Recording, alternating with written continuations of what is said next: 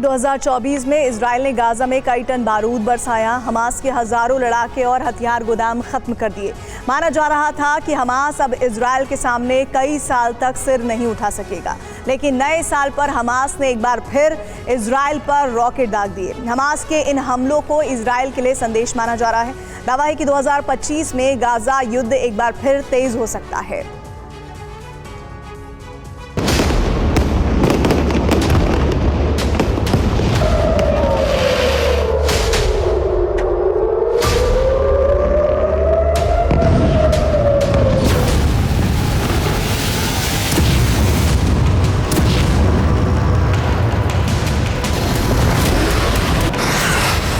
इकतीस दिसंबर की रात 12 बजे इजराइल नए साल के जश्न में डूबा था।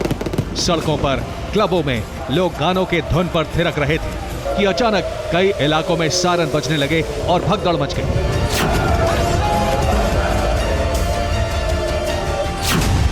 हमास ने इजराइल के 4 इलाकों पर रॉकेट दागे थे, जिसके बाद कई जगहों पर सायरन बज उठे। हालांकि हमास के सभी रॉकेट हमलों को विफल कर दिया गया। दावा है कि ये हमले हमास की अल-कसाम ब्रिगेड ने किए थे।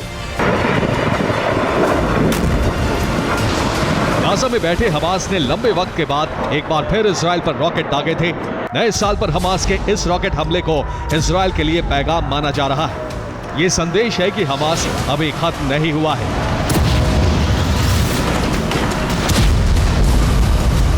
हमास के इस रॉकेट हमले के बाद इजराइल ने सेंट्रल गाजा पर बड़ी एयर स्ट्राइक की तैयारी कर ली है। इजराइल के गाजा के अल बुर्जी इलाके को खाली करने का संदेश जारी किया है।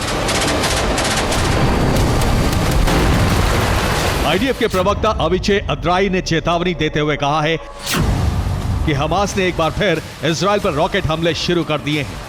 ये हमले उसी जगह से हो रहे हैं जिसकी सूचना पहले भी दी गई है। अपनी सुरक्षा के लिए यहां से इस इलाके को जल्द से जल्द खाली कर दें। माना जा रहा है कि साल 2025 में गाजा की जंग और भड़कने वाली है, जिससे बंधक समझौता एक बार फिर अधर में लटकता नजर आ रहा है।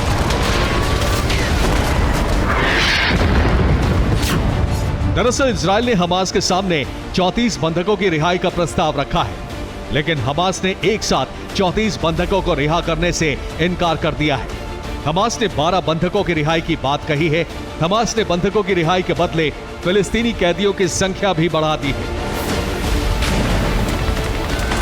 सिर्फ इतना ही नहीं, इजराइल ने जो 34 बंधकों की लिस्ट इजराइल को सौंपी है, उनमें से 11 बंधकों की रिहाई करने के लिए हमास ने सिरे से इनकार कर दिया। हमास का दावा है कि ये 11 बंधक आम नागरिक नहीं बल्कि इजराइल के सैनिक हैं।